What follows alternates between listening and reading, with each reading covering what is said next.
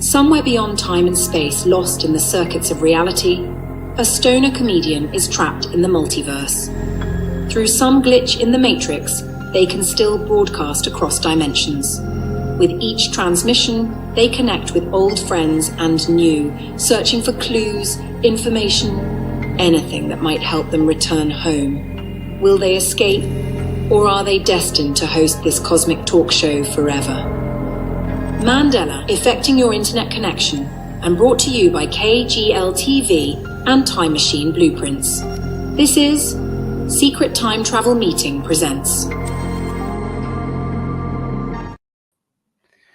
Hey everyone, welcome to my own personal hell. That's a joke. I'm kidding, of course. But here I am trapped inside of your computer.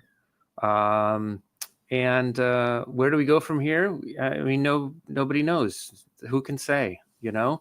But my name is Sean Wickens, time traveler, comedian, casual stoner, optimistic dreamer. And we've got a great show planned for you, and we'll see if it happens. That's also a joke. Anyway, I'll probably bring this up with the late night sesh fellas on Wednesday, but I've been watching this Nathan Fielder show on HBO. It's called The Rehearsal. The first season was fine. The second season, which just started, is really incredible. And if you happen to be able to watch HBO or, scam it off of the dark web or however people are doing it these days, LimeWire, or I don't know. Hey, there's a little dog in the room with me. I sincerely think people should check it out because he's doing something very interesting. And there's people who are watching it who are debating about what the point of his show is. And I think he's doing it, he's focusing on air traffic safety, which is very odd timing since a lot of the air traffic control business going on in the US. But he's, even though it's a comedy show, he's focusing on air safety, and he's kind of doing it in an interesting way where everyone is debating on whether or not he's serious about it. I think he is serious about it. I think he's just a kind of a smart guy who thinks differently about things. And anyway, this is how he knows that he can call attention to this problem through humor. So The Rehearsal, check it out on HBO or wherever you might be able to watch it. All right. My little dog didn't want to be picked up. So we'll see if he just chills out. He's got something to chew on, but he might come over here in a little bit. I don't mean to split my focus, but it's just hard to not look at that little wonderful guy. So our first guest coming up is no stranger to the KGL TV family. She does run a show of her own, and she'll be joining us soon. But until then, how is everybody? You don't even have to answer, but just sort of, I just want people to think good thoughts. I realized recently, she's here. I'll finish this thought and then we'll bring her in. I've realized that I sort of intake a lot of people's worries and anxieties about things, and then I don't share a lot of my own. So I think a lot of times I'm taking in other people's getting affected by that and then not sort of, shedding my own things. So anyway, that felt good to put out there. All right, let's bring in our first guest. Chef Rebecca, I believe she's a hot mess. I'm My here. goodness. Hello. How are you? It's been a while. It's good to see you. Before we start, I want to bring up my concern about your sources for pirating like films or TV stuff. LimeWire and the dark web. Well, I don't do it anymore. The dark web for HBO, has it gone that far, and I don't know. LimeWire, just so you know, everybody knows how old you are when you say LimeWire. That's fine. I would answer them honestly if they asked as well.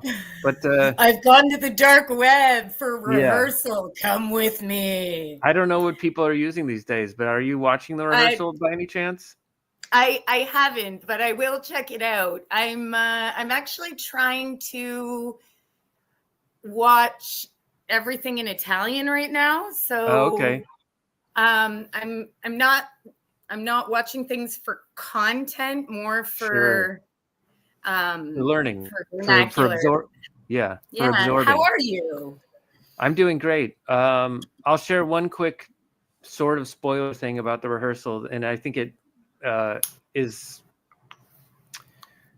an endorsement of the show, but it kind of fucks with your head a little bit in like an interesting way. Great. More head fuckery because we don't have enough. Isn't it bad enough you live in the US right now? Like, isn't that head fuckery kingdom? Yeah, I mean, I keep on trying to remind myself that challenges are constant no matter what age we're at, what part we are in our lives. You know what I mean? It's what time hasn't been difficult, even though this is a uniquely difficult one.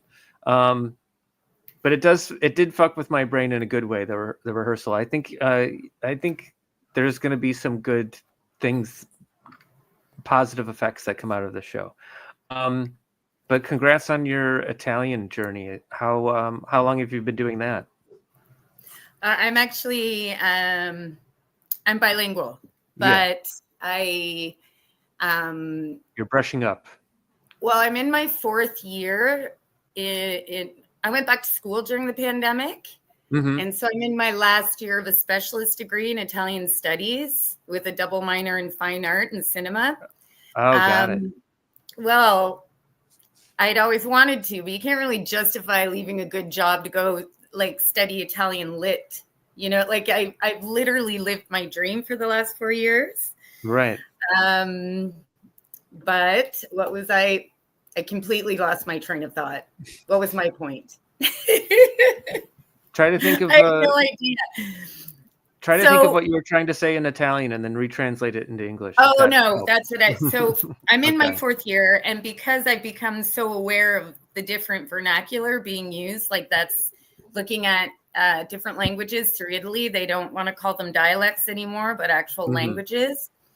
Now I'm listening for those signifiers. So if I'm watching something that's using, let's say, a Roman language or dialect or whatever you want to call it, then it gives an idea of how they're placing this film or this TV show. So I'm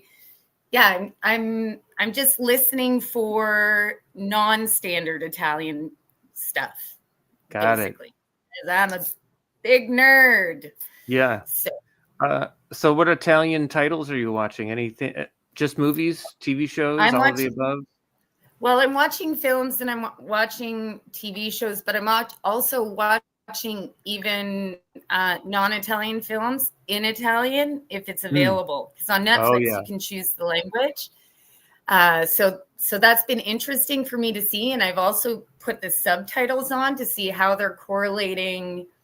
Because when I was studying neorealism, Italian neorealism, and I was listening to the translation or reading the subtitles, and there was so often a complete difference in translation. Like, I mean, I guess it's difficult because those languages are more meaning based rather than, function based like English is. But so I don't know. I've become very interested in how we use language almost as a mise en scène, like the language itself in film and the way it's being used. Again, if you're watching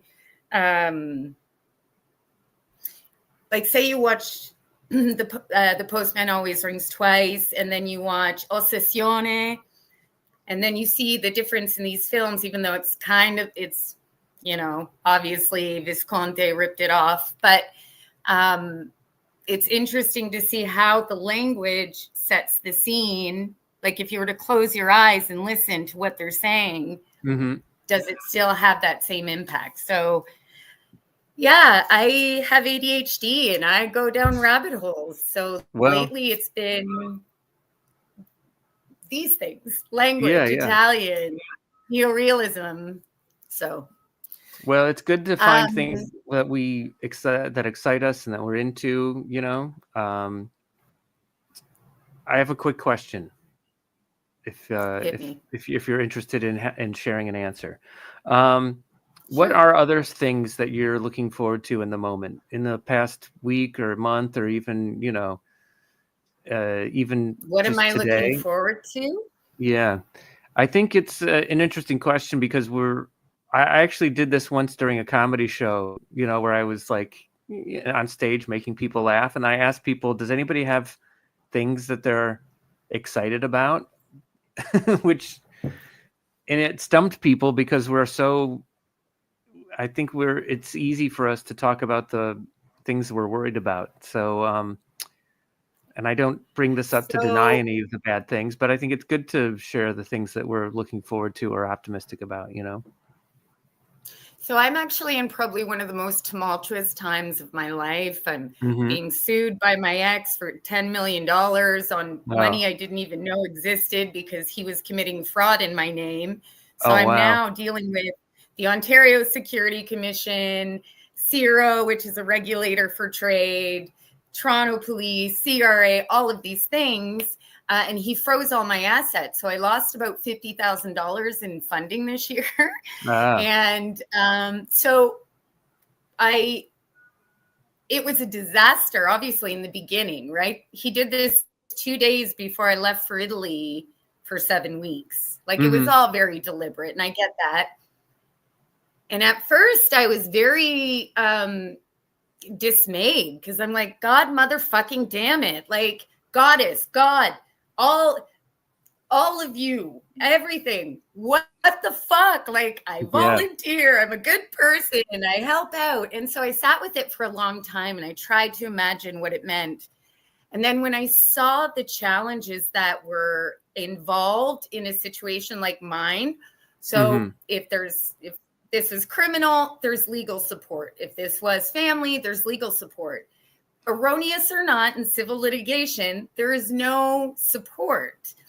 So I stopped being afraid and I started sitting with what I was learning. So I sat in the growth mindset. Okay, yeah, now I have to defend myself against a top Toronto litigator who's got his PhD in jurisprudence and all of these things. And then I was like, okay, but let me see how the Canadian system works for someone like me, an honest Canadian that needs to access the system at its very basics. What are my resources? So through this, and in talking to many people around me and starting to advocate, I'm looking to open a non-profit resource center for exactly this sort of situation to help people in my situation know where to access the resources immediately. And I am looking forward to when that's over. But I've been looking into doing infused dinners and working on my artisanal work more. And actually, not to sound like kind of kitsch, but sure, I look forward to a lot most of the time because I've been through a lot of shit. So every day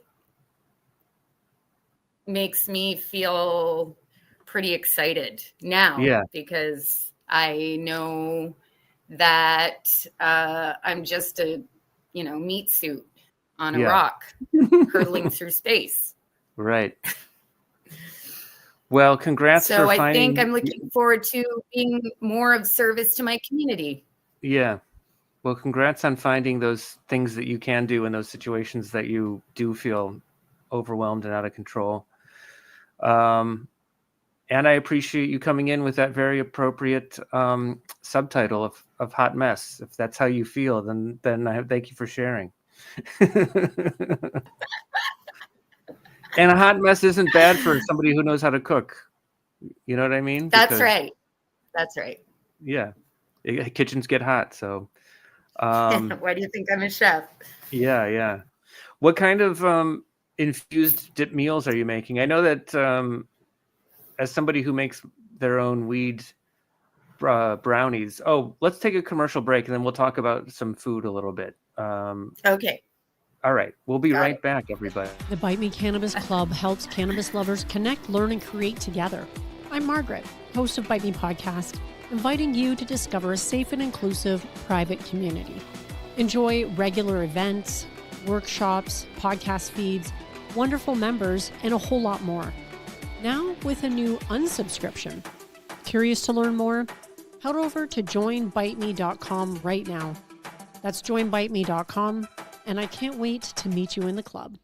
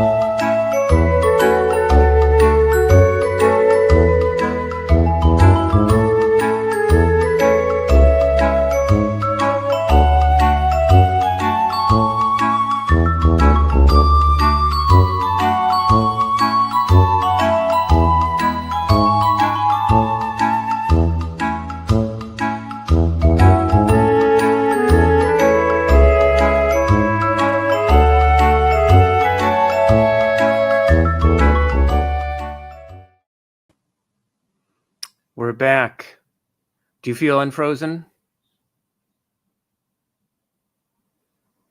Maybe Chef is frozen. There she is. You're here. Yes. Excellent. I make my own weed brownies, so I infuse my own butter. So I know that usually for infused foods, it's all about getting the cannabis in sort of oil or butter and everything. But so what are the things that you're enjoying making? I'm guessing it's I'm guessing it's all sauce oriented, or Yeah, for sure. But you can also do sous vide stuff, right? So, yeah. Right. And I have a lot of toys. I have hand smokers and sugar pumps. So sugar pumps can turn sugar into these little balloons or little balls. You can make different designs. And so, for example, I've done a Christmas cake with pine smoke in the glass or the sugar balloon. So then you get the cake and you sort of hit the balloon, you get that pine smoke before you eat the Christmas cake. Because for me, it's sensory, right? Food, obviously, number one, has to be seasonal. So, I'm always looking at how I can preserve things, for example. So like maybe preserving things. We do this. My nonna used to make these spicy beans, and they're done in oil, and they're preserved spicy beans in oil. So like, and they're delicious. So instead, you know, putting a different oil in there, but I want to work on more savory items. And I've been like vegan things, vegan and seasonal are pretty important to me, because you know, we have to pull back from our carnivorous ways a little bit. I'm a meat eater. I'm not saying that, but just putting more emphasis on that. So it really depends for me, because I'm looking every season, like everyday food that I can infuse. How? So I'm looking at that right now. I mean, it's fun. The test kitchen is some good times. And like, I saw the commercial, it was Trippy Treats. That lovely human sent me an enormous amount of different things to try. So he inspired me a little bit, but it made me remember, like, not everybody wants gummies. Like, where's the popcorn and the you know what I mean? So I have done cannabis popcorn, like caramel corn before. I mean, I can, when I get into like testing mode, it will be about 2 or 3 weeks where I'm up most of the nights testing different things, because it has to taste good too.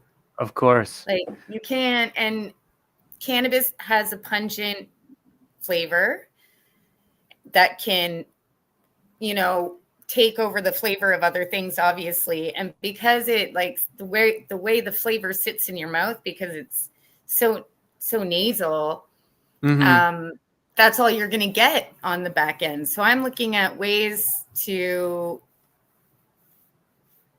emphasize its benefits without just having a plate of weed flavored foods. Right.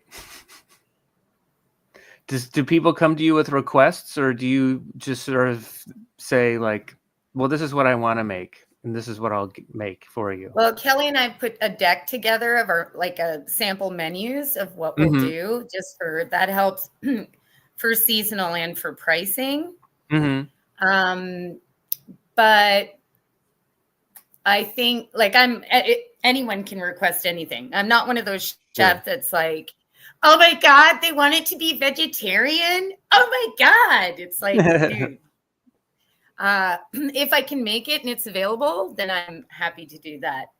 I think the more that I've been to lots of tasting dinners. I mean, I've spent hundreds of dollars several times to go to 12-course Peller Estate, Alter Niagara.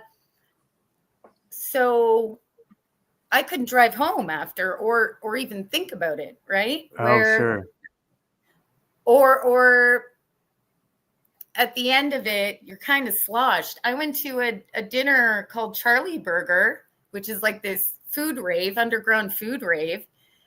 And was every single course was paired with champagne. This particular this particular dinner, I was hammered. I mean, I was so drunk. The server didn't even want to give me another one. I was like, I'm fine. And then I have to drive all the way back to Niagara with my friend, trying to pretend like I'm an interesting, intelligent human being. And I'm like, not even sure if I'm drooling at the side of my mouth. That's never happened to me with cannabis. And I've never been to a food rave. Are people dressed up? Are there people walking around in masks? Is it very well? When I say food rave, I say rave the way it means to me as a raver from the 90s, in that it's a specialty group of people who really care about that thing. So ravers, it was the music, the dancing, right? So it's Charlie Burger. They do it amazing. I actually had their wine They do a wine club as well, which is insanely. It's like wines you can't get anywhere. Mm-hmm. And then for Christmas, they gave a magnum of Amarone. Or was it an Amarone? Anyway, you go to a place. So you have to go online and fill out all this information about like your food experience and stuff. Sure. Oh my God! My little co-host Harley joined me. I guess I'll have to pull mine up. I think this is my Harley. I think this is Chamaco. I think the helmet is freaking him out a little bit, but oh, I bet. Yeah. Harley's breath smells like she ate the garbage. That's what I think you did. Oh yeah. He's giving me. Anyway, you fill out this information, and then you meet a man who's sitting on a wine barrel somewhere, and they'll either give you a key or an envelope with an address, and then you go.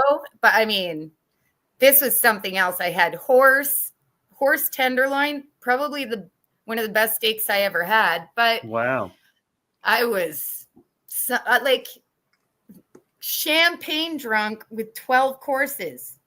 12 courses of champagne. You can, baby. Oh my goodness. I'm really sorry that your pet doesn't like you at all. No, right. Yeah, we should, if you need like someone to talk to about that, because it seems like he really just wants to get away.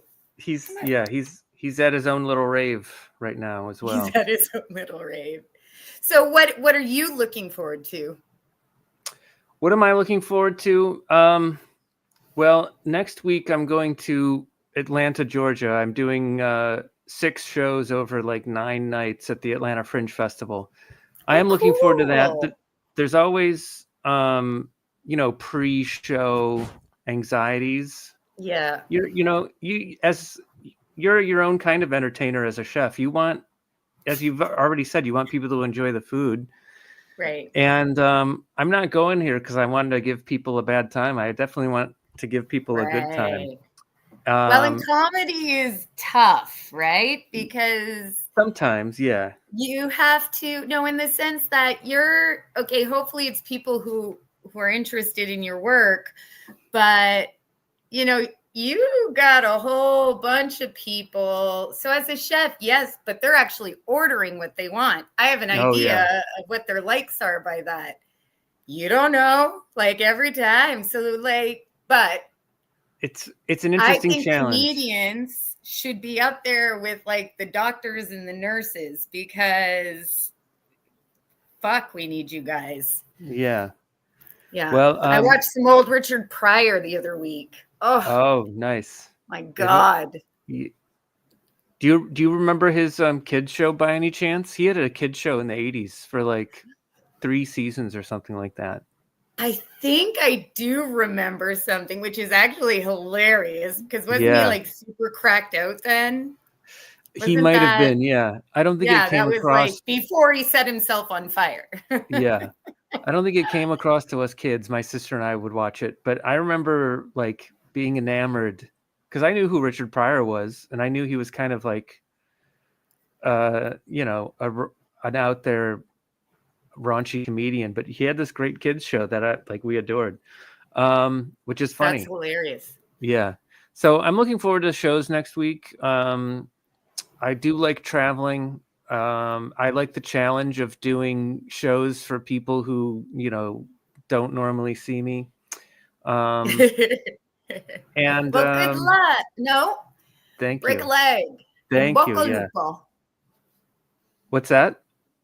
In bocca lupo. Oh, thank you. Thank you for the Italian. And then in the short term, what am I looking forward to? I mean, just hanging out with this guy a little bit more, definitely. All right. Well, we're about at the end. We are. That went you want to quick. plug your Thank show? you for having me. Yeah. Where can people watch your KGL TV content? So we record during the week and it publishes Saturday morning, and we are Herstory, and we are championing women for the most part. And then in June, we like to switch to Thirstery, and we we still are champions of our non-binary community. So Herstory on KGL TV. That's me. All right. Well, thanks for joining me. Thanks for having me. Yeah, thanks to the pets for being here. This has been Secret Time Travel Meeting. Thank you, Harley. Thank you. Thank you. All right. Until next time. Until next time. Service